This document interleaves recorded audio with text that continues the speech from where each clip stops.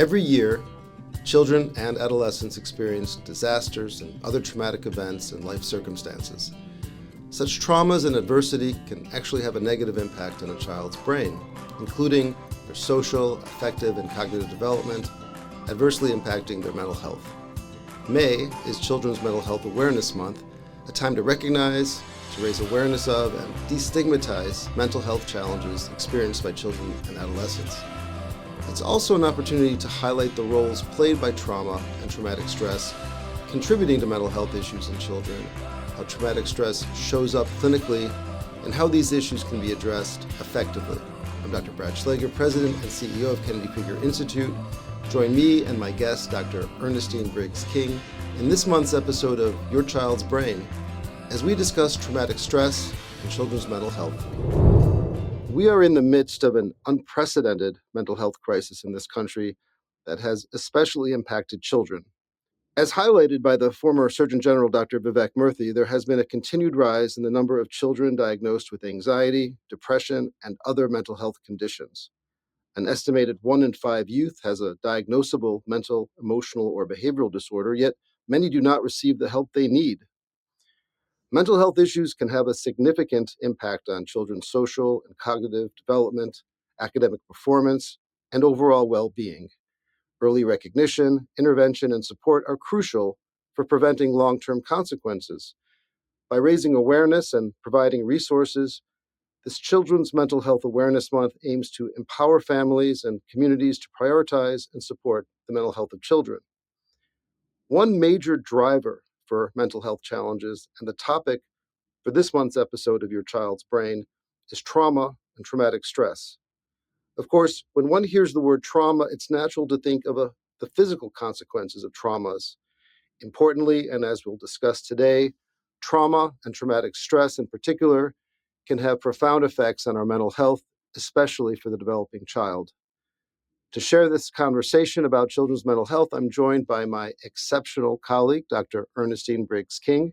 Dr. Briggs-King, a community psychologist, is vice president of the Department of Family and Community Interventions at Kennedy Krieger, where she also directs the Center for Child and Family Traumatic Stress.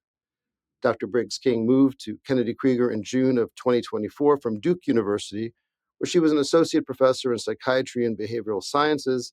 She's now an associate professor par of psychiatry and behavioral science at Johns Hopkins University School of Medicine. So welcome, Ernestine. Now, before we get started, we want to say that if anyone listening is struggling or in crisis, help is available through the 988 Suicide and Crisis Lifeline. You can call, chat, or text to speak with caring counselors. The service is available for those facing mental health struggles, emotional distress, alcohol or drug use concerns, or who just need someone to talk to. So, Ernestine, let's start with some basics. Could you define trauma, traumatic experiences, and traumatic stress, especially from a mental health perspective? Thanks, Brad. Thanks for inviting me, and thanks for sharing that 988 resource. I think that's really important. So, trauma is an event, a series of events, or things that overwhelm an individual's ability to cope. It can be caused by various experiences, such as a serious accident, like a car accident or the bridge collapse, or natural disasters like hurricanes, earthquakes, wildfires, abuse and violence, or the loss of a loved one. A person can experience these events directly, or it could be them witnessing an event happening to a family member, a friend, or a loved one. And all of those things tend to overwhelm a person's emotional, cognitive, and physical well-being. I think about trauma as a normal reaction to an abnormal or overwhelming event. And then traumatic stress is more like the reaction, so how people respond. And it might include things like flashbacks or nightmares, anxiety, difficulty concentrating. But it's, again, the body's way of responding to intense stress caused by the traumatic event. In recent years, we've been hearing about this construct of ACEs, or adverse childhood experiences, so ACEs as the acronym. They're recognized to have potentially lifelong consequences for those who are experiencing them. The connection between ACEs and a multitude of chronic health conditions has now been studied for really nearly 3 decades now. Could you help us understand what are ACEs, and how do we measure or study them? Yeah. ACEs are potentially traumatic events that occur during childhood. The original work on ACEs was done by Dr. Vincent Felitti and his colleagues at the CDC, Bob Anda, and others. And they originally started off with 10 ACEs that include things like physical, sexual, emotional abuse or neglect, domestic violence or intimate partner violence where the mother was treated violently, and then household dysfunction or growing up in a household where a family member or caregiver was using substances or had mental health problems. But also included in that original ACEs were things like parental separation and divorce or separation from a parent due to incarceration. That literature has blossomed over the last 30 years, as you mentioned, and there's so much more that we know about trauma and about exposure to trauma that we're learning, and those 10 ACEs have been expanded exponentially to include things that happen in the community, like poverty, homelessness, food insecurity, racism, violence, and the environment. Not just hurricanes and wildfires and floodings, but some of the newer models include things that happened during the pandemic that include chronic illness and disease. We are learning way more about the things that impact children and their impact over the course of their lifetime. Some of the studies are showing heart disease and things like anxiety and depression, but also shortened lifespans. So, do we have any statistics on how common adverse childhood experiences, or ACEs, are? We have learned a little bit about ACEs over the years. We know that some of our shifts in language have impacted our numbers. And we know that some of the studies are showing about 64% of adults in the United States report experiencing at least one type of ACE before age 18. We have other studies that suggest that nearly 1 in 6 adults, about 17.3%, report experiencing 4 or more types of ACEs. And depending on who we're surveying, for example, high school students, some of the more recent data suggests that 3 in 4 high school students reported experience 1 or more ACEs, and 1 in 5 experience 4 or more. And that number of 4 or more is really important because that's the tipping point for ACEs that shows increased negative outcomes associated with more exposure. A moment ago, we were talking about the different types of ACEs, and that initially the roster had 10, and it's grown in number. You're just mentioning that the tipping point is having at least 4 or more really sets one up for more negative outcomes. So I'm wondering if the kinds of experiences, or the categories of potentially traumatic experiences, whether they lead to different types of outcomes. There's a lot of literature looking at outcomes associated with different types of ACEs. So, example, physical abuse, and looking to see if that leads to things like aggressive behavior or substance abuse in adulthood, or neglect impacting relationships or people's experiences of self esteem or self worth.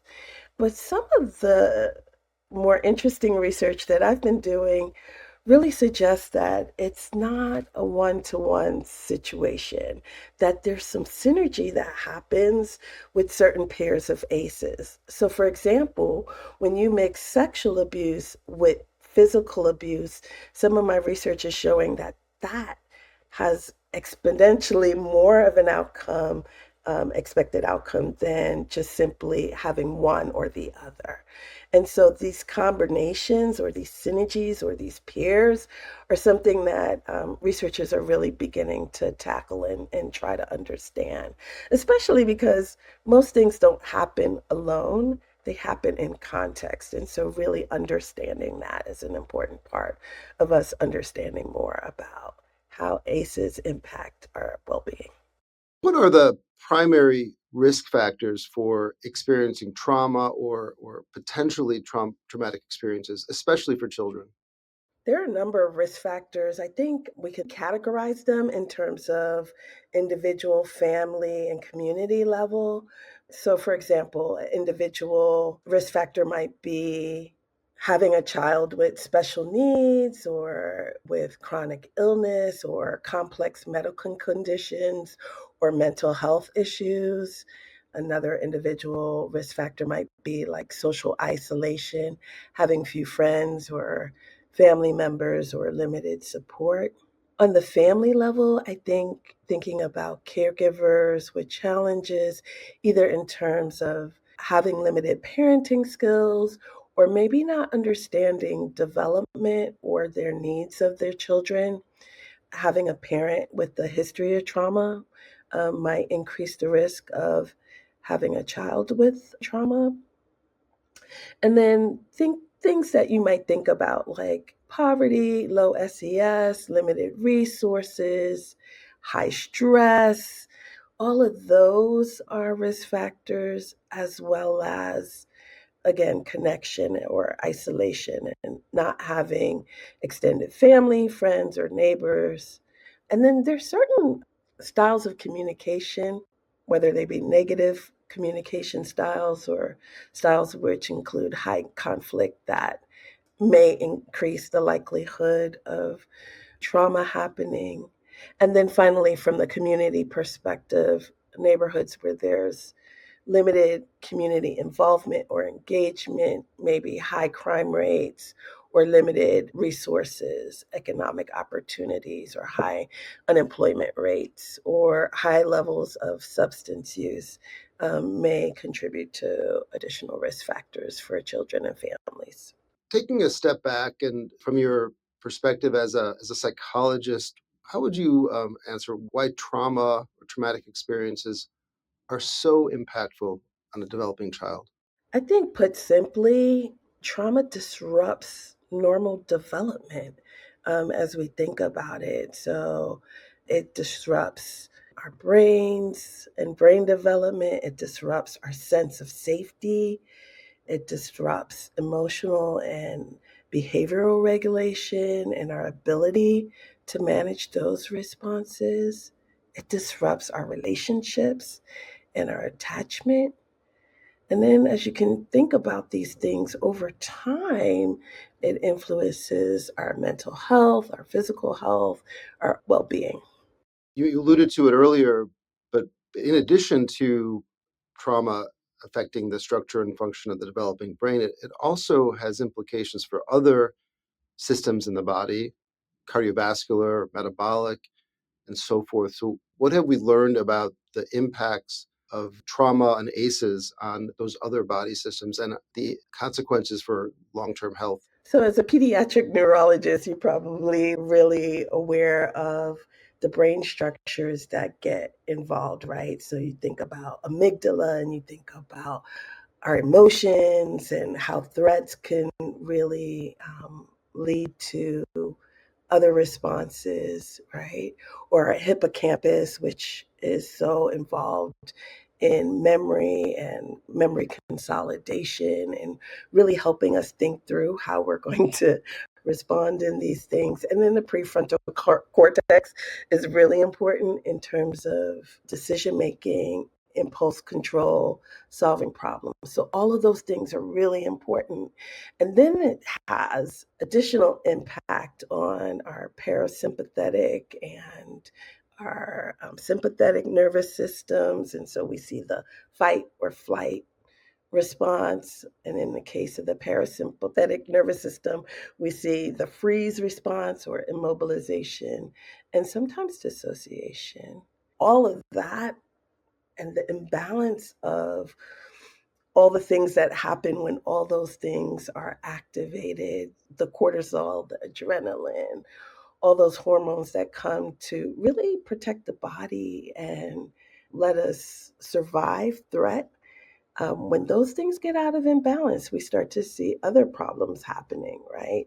So we see it happening in terms of our heart health, in terms of inflammation, in terms of our endocrine response, and all of those together create situations that are ripe for further disease and problems to happen physically for us.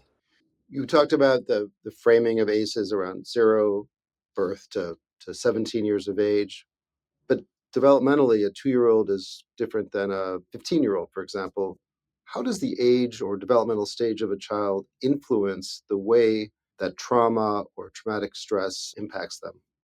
I think trauma impacts us differently. It looks different throughout the different developmental stages. So for young children, we may see more crying, more screaming excessively, more difficulty with irritability, but it may also show up as clingy and having difficulty separating. For slightly older children, maybe school age children, it might look like regression of previously learned skills. So maybe in the area of toileting, you might see temper tantrums and more irritability. And then older kids, you might see going from 0 to 100 in terms of their emotions or their impulses not being able to be regulated as effectively. And we know that it impacts our memories and all kinds of things. So, our ability to regulate our affect and our emotional responses, but also our connections to other people, our attachments and our relationships. So, young children may have difficulty separating or seem overly clingy, and older kids may seem like totally unattached, like they don't care if they're alone or just completely isolated. So, it just shows up differently. And I think really understanding those developmental nuances is part of our jobs as mental health professionals to understand how trauma is showing up because it's not the same for every individual. Speaking of individual differences, not all children will experience traumatic stress after exposure to trauma in the same way. What kinds of resilience factors may help reduce the adverse impact of experiencing trauma? Yeah, we know probably the most important protective factor that fosters resilience is connection. Connection to people. It doesn't have to be a whole cadre of people, it could be just one important person that an individual feels connected to, could really change the course of the trajectory of how trauma impacts them. We see this time and time again from early infants to older adults. That connection piece is really important. And we see that in our mental health treatments as well. We try to build that connection, those relationships, that sense of attachment to someone else, because that's really important in mediating some of the effects of trauma. Other protective factors, some of them we're born with, right? Those things that make us us and really help us think about the way we see ourselves, our drive, our motivation. Some of those things are really, our temperament are really important as well. And those are things that we try to address in our treatments. As a clinician, when you're tasked with assessing a child with what you think is a traumatic stress related disorder, how do you go about that initial assessment? What are the key factors that are part of that intake to understand as effectively as possible the situation that child is in? So, what we do is we invite the family in and we learn about their experiences. For parents, we learn about their previous exposures or things that might impact their parenting or their ability to be supportive and the resources that they need for children, we learn more about what's happened to them and how the individuals around them respond and what their needs are and how maybe trauma may be showing up. Most times it's the behavior that brings them in the door. Johnny may not be doing all the things that he used to do, or he may not be as respectful as he used to be, or he's not paying attention or doing something differently that catches the eye of someone else. But sometimes it could be that Johnny or Sarah's sad and withdrawn, and that might be a change in their behavior as well.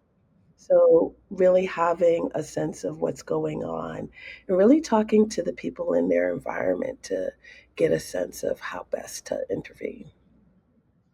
Sometimes that parent or those parents who are they're so important for the implementation of a treatment plan may also be experiencing the same traumas and traumatic experiences as their child.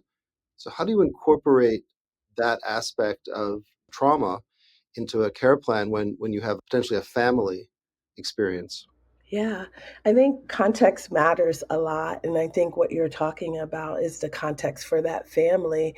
And for many of the families that I serve, it's been intergenerational trauma, right? Their parents experienced these things, and their grandparents experienced these things, and their kids are experiencing these things. And those are where those social drivers of health really come into play, and really understanding about poverty and context and other things really become important to understanding the needs of the family, but also thinking about even in those situations, even if we can identify a school teacher, a religious leader, a neighbor that the family can derive some support for, we have a really good chance of helping the family get to a space where they can feel secure, stable, and can nurture their child back. Can you give us maybe in broad strokes an overview of the kinds of treatment approaches that you bring to children and families who've experienced trauma? Yeah. So, the good news is trauma is treatable, right? And we have, over the last 40 years, developed a range of evidence base. That means that there's research behind it and we know it's effective treatments for children and families. And I won't go into the alphabet soup of what they are, but I will kind of give you a sense of what they do. So some teach coping skills, right? How to cope with your environment, how to navigate it. Some teach things like mindfulness skills or deep breathing skills to help you calm in times when you're activated or having a difficult time. Some of the treatments we use have narrative components where you can really talk about what happened to you, and really kind of, I think, an exposure component, which means that you're taking the sting out of the story or the narrative of the event and helping the person just file them away very differently so that they're able to cope better with the experiences that they have. Doesn't erase that the trauma has happened, but it changes the way they think about the trauma that has happened to them. And then all of our treatments really work towards increasing safety and, you guessed it, support, right? Because those things are important to really helping families continue. And those things are in the natural environment. Once those get disrupted, we want to kind of really work towards replacing and fixing those things as well. There's this term that is used often nowadays, trauma informed care.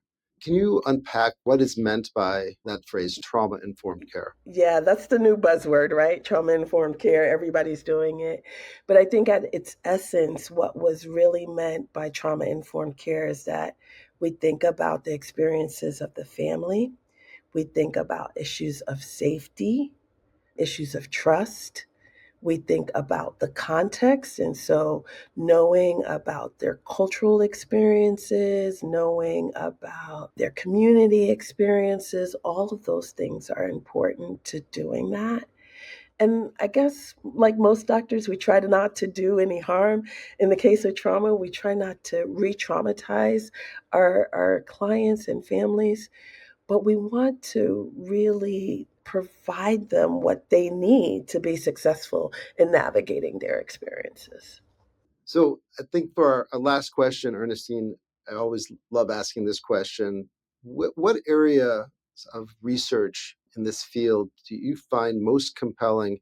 Can include your own, but what do you think is the next really important direction that the field is going and the research that would support that? Okay, so I would love to say just my own, but there's so much innovative research happening. I think about what we're doing in terms of trauma informed care and really creating trauma informed communities.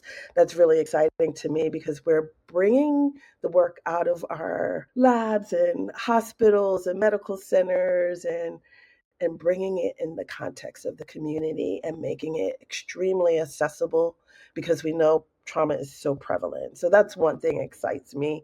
I think in my next life, I'm going to be a technology kind of person because I am excited about, even though it's a little scary, the use of AI in our training of our workforce. So I'm working with some folks right now that are using things like AI to help us figure out how we train the workforce. How do we help them become more trauma informed in their responses and their care for families? And so that's pretty cool. We know about telehealth, but there's some new advances, and even in that field, and thinking about digital tools and apps and things that we can use to really help our families on a day to day. So when they're not in the presence of us great mental health treating providers, that they can have the things that they need to be successful. So there's so much going on, but those are the highlights. I could go into the research thing and talk about machine learning and how we're using large amounts of data and harmonizing that data to really understand what works and for whom.